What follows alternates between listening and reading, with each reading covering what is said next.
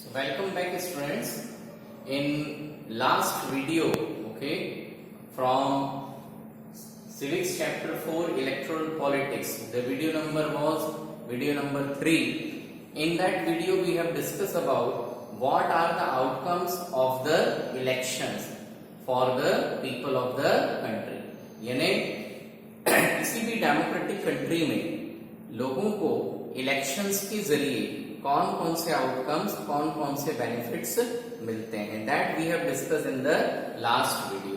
Okay, so in this video we are going to discuss about different conditions under which any election can be considered as a democratic elections. Okay, तो इस video में या इस topic में basically हम क्या पढ़ने वाले हैं कि इलेक्शंस तो हो रहे हैं, परंतु कौन सी ऐसी मिनिमम कंडीशंस हैं जिन कंडीशंस में किसी भी इलेक्शन को हम डेमोक्रेटिक इलेक्शंस कंसीडर कर सकते हैं.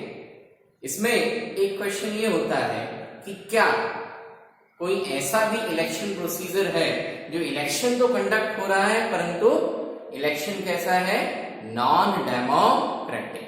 ओके, फॉर एन एग्जांपल, मान लो कहीं पर किसी जगह पर इलेक्शन प्रोसेस कंडक्ट हो रही है परंतु वहां पर कोई एक ऐसा गुंडा नेता या बाहुबली नेता है जो सभी को डरा धमका करके और अपने लिए इलेक्शन श्योरली विन करने का एक कंडीशंस मैनेज कर लेता है. और वो कंडीशन क्या है कि जितने भी कैंडिडेट्स जिन्होंने उसके अगेंस्ट में फॉर्म भरा है वो उन सारे कैंडिडेट्स को डरा धमका करके और इस बात के लिए राजी कर लेता है कि वो सारे कैंडिडेट्स क्या करें, कैसे न कैसे अपना फॉर्म वापस ले लें.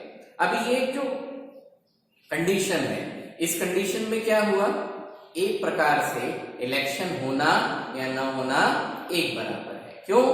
क्योंकि इलेक्शन तो कंडक्ट हो रहा है, लोग वोट भी डालने जाएंगे परंतु लोगों के पास में सिवाय उस एक कैंडिडेट के और कोई दूसरा कैंडिडेट चुनने के लिए अवेलेबल नहीं है. तो यहां पर इलेक्शन तो कंडक्ट होगा परंतु उस इलेक्शन को हम क्या नहीं कहेंगे, डेमोक्रेटिक इलेक्शन नहीं कहेंगे. तो एक छोटा सा एग्जांपल हुआ कि कंडीशन हो सकती है कि इलेक्शन हो रहे हैं परंतु इलेक्शन कैसा नहीं है, डेमोक्रेटिक इलेक्शन नहीं है. ओके स्टूडेंट्स, सो यहां पर हम बहुत सारी डिफरेंट कंडीशंस को जज करेंगे, समझेंगे, where we can say that the election is a democratic election. Okay, so let us start our topic in this video. What makes an election democratic? यानी किसी भी इलेक्शन प्रोसीजर को हम डेमोक्रेटिक इलेक्शन कब कहेंगे. The first condition is everyone should be able to choose. Okay, now what does it means कि everyone should be able to choose? इसका सीधा सीधा मतलब ये है कि कंट्री में जितने भी सिटीजन्स हैं उन सारे सिटीजन्स को क्या फैसिलिटीज अवेलेबल होना चाहिए कि they have the right to vote. Okay, so everyone should be able to choose. Basically इसका मतलब ये है कि कंट्री में जितने भी सिटीजन्स हैं उन्हें क्या होना चाहिए, वोटिंग राइट्स होना चाहिए. और वो जो वोटिंग राइट्स है वो किसके जरिए मिलेगा, यूनिवर्सल एडल्ट फ्रेंचाइज. ओके, अब यूनिवर्सल एडल्ट फ्रेंचाइजी का सीधा सीधा मतलब ये है कि कंट्री में जितने भी सिटीजन्स हैं जिनकी एट प्रेजेंट कानून के नियम के अनुसार एज 18 ईयर्स से अबव है उन सभी को क्या मिलना चाहिए, वोट देने का अधिकार मिलना चाहिए. Okay, so that is known as what, universal adult franchise. Okay, so universal adult franchise होगी, इसका मतलब कंट्री में वो सारे सिटीजन्स जो एज लिमिट के हिसाब से अपनी एलिजिबिलिटी कंप्लीट करते हैं, they have the right to choose, they have right to choose their representatives. Okay, so this is the first condition to call any election as a democratic election. Okay, now the next condition is there should be something to choose from. Now what does it mean कि there should be something to choose from. Now something to choose from का सीधा सीधा मतलब ये हो रहा है यहाँ पर यदि इलेक्शंस कंडक्ट हो रहे हैं तो कम से कम मिनिमम 2 कैंडिडेट्स चुनाव में लड़ने के लिए खड़े होना चाहिए। ओके, अल्टीमेटली चूज मतलब हम चुन रहे हैं, चुनेंगे कब? जब हमारे पास क्या होगा, चूज करने के लिए ऑप्शन होंगे।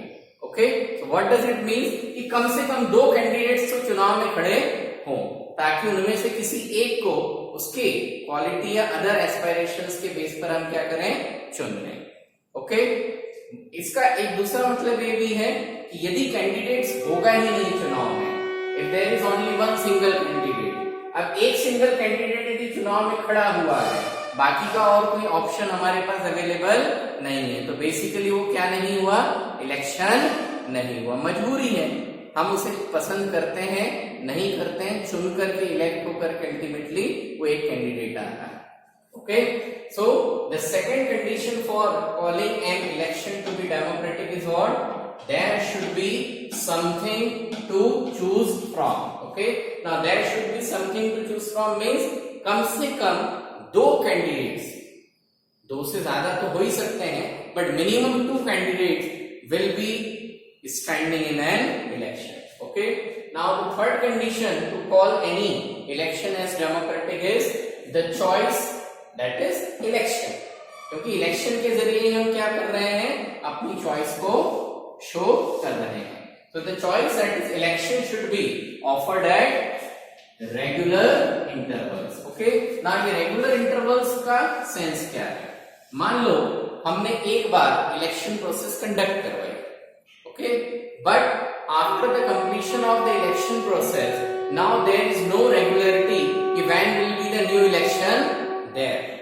It may be in a period of 3 year, 4 year, 5 year, और एक बार इलेक्शन हो गया उसके बाद इलेक्शन हम कंडक्ट नहीं कर पा रहे। इन दैट केस क्या होगा कि जब तक कैंडिडेट्स इलेक्ट होगा तब तक तो वो लोगों के लिए अच्छा काम करेगा, but once the candidate got elected तो फिर चूंकि दोबारा चुनाव नहीं होने, चुनाव कब होंगे उसका कोई अंदाजा नहीं है, तो कैंडिडेट्स क्या नहीं करेंगे, रिप्रेजेंटेटिव बनने के बाद में लोगों के वेलफेयर से रिलेटेड काम नहीं करेंगे, उनकी लायबिलिटी, अकाउंटेबिलिटी कम हो जाती है। Okay, so the third condition for calling a election as a democratic election is what, the choice. Choice किससे मिल रही है, इलेक्शन से। ओके, तो the choice of the election should be offered at regular interval. Regular interval fix होता है in some countries of the world, world के कुछ कंट्रीज में इलेक्शन 4 साल में एक बार होते हैं। हमारे कंट्री इंडिया में for legislative assembly elections as well as for the Lok Sabha elections हमारा जो रेगुलर इंटरवल है, regular interval is of how many years, for 5 years. Okay, हमारे कंट्री इंडिया में इलेक्शंस कब होते हैं, हर 5 साल के बाद। ओके, और in case of Rajya Sabha, for the Rajya Sabha the elections are conducted after every 6 years. Okay, so this is the tenure of regular intervals. Okay, for the state legislative assembly and for Lok Sabha the tenure is 5 years and for Rajya Sabha the tenure is 6 years. Okay, the fourth condition for calling an election as democratic election is what, the candidates preferred by the people should get elected. यहाँ सबसे important चीज ये है कि preferred. Okay, people should get elected. अभी candidates preferred by the people should get elected basically किससे related है, चुनाव में किसी भी प्रकार की गड़बड़, धांधली, माल प्रैक्टिसेस। यानी मान लो इलेक्शंस कंडक्ट हुए और वोटिंग के दिन ये बात सामने आई जनरल ऑब्जर्वेशन से कि मैक्सिमम लोगों ने भारतीय जनता पार्टी के कैंडिडेट के फेवर में वोट कास्ट किया। ओके, अब ये बात एक बड़ी क्लियर है, जनरल ऑब्जर्वेशन का माहौल बन गया कि कैंडिडेट्स, किस कैंडिडेट्स को प्रेफर किया गया, किसको ज्यादा से ज्यादा वोट दिए गए, भारतीय जनता पार्टी के कैंडिडेट को। परंतु वोट काउंटिंग के समय पर, वोट काउंटिंग के टाइम पीरियड पर शायद किसी दूसरी पार्टी ने काउंटिंग करने वाले अधिकारियों के साथ मिलकर के किसी भी तरीके से वोटिंग के काउंटिंग में क्या किया, गड़बड़ की, और बीजेपी कैंडिडेट्स के बजाय किसको जीत डिक्लेयर करवा दी गई, the candidate from any other political party. तो ये कंडीशन है कि जो कैंडिडेट्स लोगों ने प्रेफर किया वो क्या होकर के नहीं आया, इलेक्ट होकर के नहीं आया। ओके, तो this particular condition, candidates preferred by the people should get elected, ये condition किससे related है, it is related to the malpractices in election after the casting of vote, कि वोट डालने के बाद में पता चला कि कहीं से कुछ गड़बड़ होकर के जिस कैंडिडेट को वोट ज्यादा मिले उसको हारा हुआ डिक्लेयर कर दिया गया। Okay, so the fourth condition is what, the candidates preferred by the people should get elected.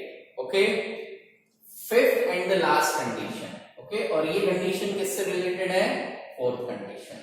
ठीक है, ये कब नहीं होगा, when election should be conducted in a free and fair manner, where people can choose as they really wish. Okay, so लोगों का preferred candidate elect होगा, कब इलेक्ट होगा, when election should be conducted in a free and fair manner। तो लोगों का preferred candidate का selection, election कब पॉसिबल है, when the elections conducted in a free and fair manner। तो यदि इलेक्शंस फ्री और फेयर मैनर में बिल्कुल ईमानदारी से बिना किसी धांधली के इक्वल कंपटीशन बेसिस पर इलेक्शंस कंडक्ट होंगे तो ही लोगों को वास्तव में उस व्यक्ति को चुनने का मौका मिलेगा जिसको वो चुनना चाहते हैं। So election should be conducted in a free and fair manner, okay, where people can choose as they really wish. Okay, so these are the 5 basic conditions, okay students, जिनके बेस पर हम कह सकते हैं कि any election is a democratic election.